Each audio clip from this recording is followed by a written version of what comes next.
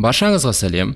Бүгінгі видеороликте біз полигонды модельдеудің негіздерін қарастыратын боламыз. Алдарыңыздағы көріп тұрған суретте бұл менің жеке портфолиомдағы кейіпкердің үшті моделі. Осы модельдің негізінде біз ең алғашқы полигондық модельдеу принциптерімен танысатын боламыз. Осы сабақтардың нәтижесінде біз осындай тоғызқұмалақтың үстелі мен тақтайын моделін жасайтын боламыз. Енді бастамастан бұрын біз білетін барлық мультфильмдерде болсын, ойындарда, кинолардағы кейіпкерлер, объектілердің бүкіл модельдері ол кішігірім торлардан құралған болатын. Біз оны осы кейіпкер негізінде көре аламыз.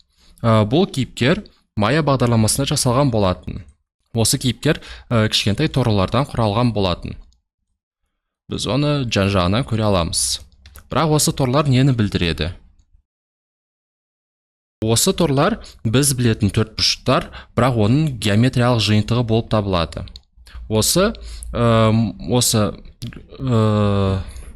төртбұрыштар ең алдымен нүктеден, яғни ағылшын тілінде vertexтан құралады. Осы екі нүкте бір-бірімен қосылып қыр жасайды. Оны біз ағылшынша edge деп атаймыз. Осы қырлар бір-бірімен қосылып, соңынан төртбұрыш шығады. Осы төртбұрыш face немесе полигон. Осы полигондардан бүкіл объектілеріміз құралатын болады. Біз оны осы басқа мысал ретінде көре аламыз. Осы объект негізінде көре тұрғаныңыздай кішігірім төртбұрыштардан құралған болатын полигондардан. Полигондар әрине тек қана төртбұрышты емес, олар үшбұрышты, бесбұрышты, онбұрышты да болады. Бірақ ең нақтысы, дұрысы бұл бізде төртбұрышты полигондар. Оны есте сақтап жүру қажет. Осыны білгеннен кейін Blender бағдарламамызға орналайық. Енді біз Blender бағдарламамызда қайтадан өзіміздің изометриялық бөлмеміздің сахнамызға оралайық. Енді полигонды модельдеу негіздерін біз кішігірім объект негізінде осы сахнамызға қосып, сол объект негізінде қарастыратын боламыз. Ең алдымен Shift батырмасын басып, шыққанымыздың оң жақ батырмасын басқанда, біз бастапқы координаталар нүктесін жылжытқаннан кейін өзіміздің сахнамызға Add батырмасын басып, жаңадан бір куб объектін қосайық. Осы объектімізді қосқаннан кейін біз оны жоғары кішкене жылжытайық Move құралымен. Енді объектімізді қосқаннан кейін оны бізде сахнамыздан изолировать ету керек. Ол үшін біз пернетақтамыздағы слэш батырмасын басамыз. Осы басқаннан кейін біздің объектіміз изолировать етілді. Бірақ біз полигондармен жұмыс істеуді бастамастан бұрын біз ең алдымен осы полигондармен жұмыс істеу режимімізге ауысуымыз керек. Біз қазірше осы объекті режимімізде тұрмыз. Біз оны сол жағымыздан көре аламыз, Object модтан. Біз енді Object модтан Edit модқа ауысамыз. Осы Edit мод, яғни өңдеу режимі, осы режимде біз полигондармен, элементтермен жұмыс істей аламыз. Біздің сол жағымызда қосымша құралдар қосылғанын көре аламыз. Ең алдымен біз назарымызды сол жақ бөлігіне аударайық. Осы үш батырмаға. Осы үш батырманың әрқайсысы бұлар vertexқа, edgeға, faceға жауапты батырмалар болып табылады. Мысалға, ең біріншісін бассақ, біз енді өзіміздің объектіміздің vertexтарын жылжыта аламыз. Жылжытып, осы vertexтармен өңдеп жұмыс істей аламыз. Мен артқа қарай қайтайын. Тағы да айта кете, қайтадан изоляциядан шығайын. Біз осы Blender бағдарламасында осы объектілеріміздің торысын, яғни сеткасында көре аламыз. Біз оны Overlay батырмасынан таба аламыз. Осы Overlay деген батырманы басқаннан кейін, осының ішінен Wireframe параметрін қосамыз. Осы Wireframe параметрін қосқаннан кейін, біз бүкіл сахнамыздағы объектілерінің торысын көре аламыз. Енді қайтадан осы кубымызды изолировать етіп орналайық. Енді екіншісі, бұл бізде қырлар edge, яғни edge'дар. Біз осы режим таңдағаннан кейін әрбір edge'дарды қимылдатып, соларды өңдеп жұмыс істей аламыз. Үшіншісі бұл бізде face. Көріп отырғаныңыздай, біз face'тарды енді толықтай таңдай аламыз. Енді біз қосымша қалай полигондарды қоса аламыз. Ол үшін біздің сол жағымыздағы қосымша қосылған құралдардың ішінен extrude деген құралды таба аламыз. Біз ең алдымен өзімізге бір face, яғни полигонымызды таңдап, осы extrude құралын қолданып, біз осылай қосымша полигондарды қоса аламыз объектімізге. Келесі өңдеу құралы ол бізде астындағы insert құралы. Бұл құрал не істейді? Біз объектімізді таңдағаннан кейін insert құралын қолдансақ, біз енді осы полигон ішінде кішігірім оның көшірмесін жасайтын боламыз. Келесі ол бізде bevel. Bevel ол бізде осы объектіміздің қырларын жұмсартуға арналған құрал. Яғни біз оны практика жүзінде көре аламыз. Осы bevelді таңдағаннан кейін қолдансақ, біз көре аламыз қалай біздің қырымыз жұмсартылған. Біз енді осы шыққан терезеден оның параметрлерін өңдей аламыз осылай. Келесі ол бізде loopcut құралы. Бұл құралмен біз қырлардың негізінде қосымша кесінді, яғни біз осы объектілерімізді, полигонымызды кесе аламыз. Осы құралмен көріп тұрғаныңыздай. Біз осылай кесіп қосымша осы полигонымызды екіге бөлдік деуге болады. Яғни осы құралдар негізінде біз толықтай кейіпкер жасай алатын боламыз. Бірақ оны басқа видеороликтарда қарастыратын боламыз. Енді қайтадан сахнамызға оралайық. Мен осы Object модқа қайтадан қайтарылып, объектімді сахнадан жоятын боламын. Біз енді тоғызқұмалақтың үстелінің моделін жасап бастайық. Ең алдымен бізге осы сахнамызға кішкене орын керек. Ол үшін біз осы төсегіміздің негізін таңдап, оны шетке қарай жылжытамыз. Келесі біздің алашамызды алып, оны да тағы осылай жылжытамыз.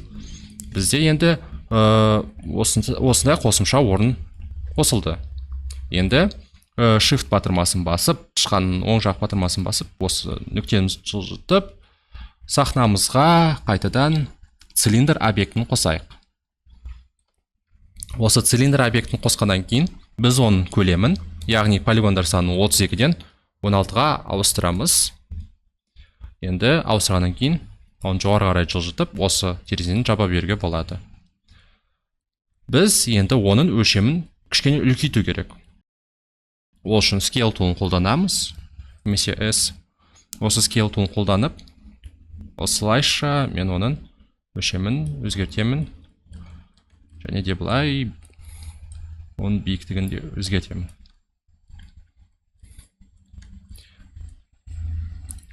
Енді оны кішкене былай жоғары қарай жылжытамын. Енді біз осы үстелдің негізін жасағаннан кейін осы объектімізді изолировать етеміз. Осы объектімізде өңдеу режиміне ауысамыз. Edit модқа яғни. Біз оны осы батырмаларын арқылы ауыса аламыз, немесе жылдам пернетақта Tab батырмасымен ауыса аламыз. Осы Edit модта біз бүкіл полигонды таңдау үшін ағылшынша A әрпін пернетақтамызда басамыз. Осы басқанда бізде бүкіл полигон таңдалған болатын. Мен осы таңдалған полигондардың өлшемін тағы да кішкене өзіме ыңғайыма өзгертемін. Осы Scale құрылғысымен. Енді өзіме ыңғайлы өлшемге келгеннен кейін, мен оны тағы да Move тулмен жоғары қарай жылжытайын.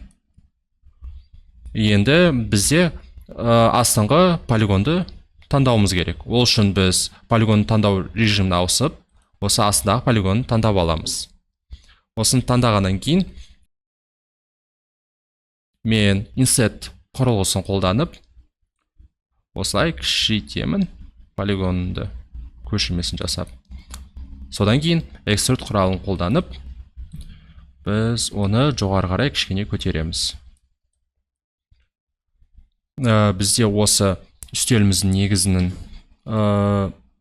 былайша айтқанда ені емес, ұзындығы тым үлкен болған, біз оны кішкене кішірейтуіміз керек. Ол үшін қайтадан A батырмасын басып, Scale құралын қолданып, оның ұзындығын осылайша өзгертеміз. Енді өзімізге жасағаннан кейін осы объектімізге тағы да аяғын, осы үстелдің аяғын жасау керек.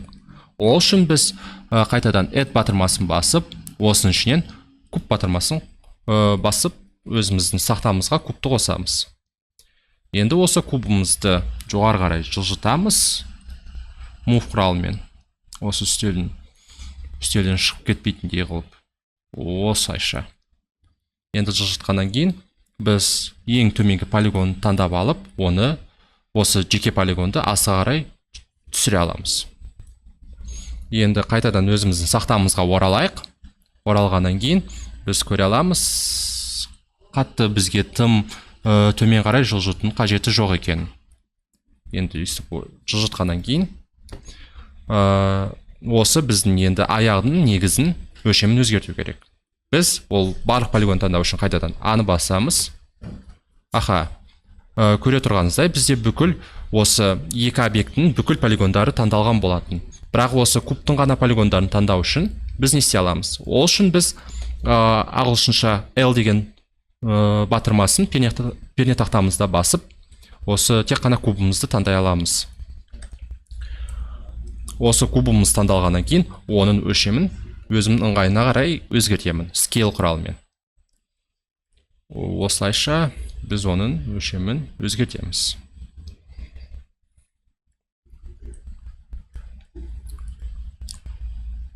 Енді осындай аяқшағы шыққан бізде. Енді қосымша аяқтарын қосу үшін үстелге біз ол үшін кубымыздың қырын кесуіміз керек. Ол үшін біз loopcut құралын қолданамыз. Осы loopcut құралын қолданғаннан кейін